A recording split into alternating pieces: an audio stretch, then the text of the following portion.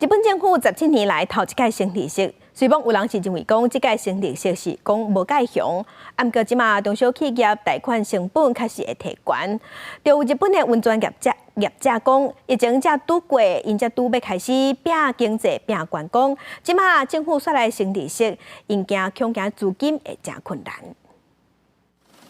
日本央行19宣布，将基准利率维护0.1%，调悬到0%至0.1%。这原来是日本政府17年来头一届升关利息。分析认为，日本央行也是会用慢慢升关利息的手段，不过升关利息的速度比美国慢真济，在中小企业界眼内也是一个未遂的压力。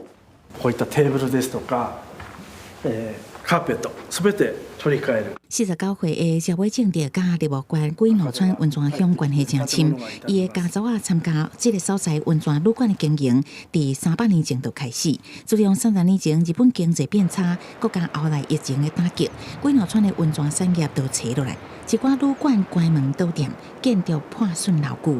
社会政治看到疫后的商机，決定重新開業。こういった問題を解決しないことには。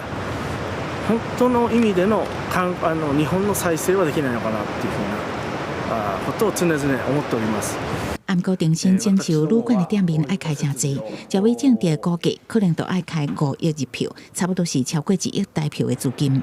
ビジネスですから厳しい目で、投資するにも見なきゃいけないんですけれども、なかなか投資ができづらい。お金の調達ができないという状況になりかねないと思います。日本业者关心贷款利率，台湾旅游业者是一直在看日票的汇率，在汇率波动造成成本增加的情况下，团费都可能起价。不过呢是日票回升的幅度无大，应该都会影响旅客去日本的意愿。公司新闻詹慧敏编译。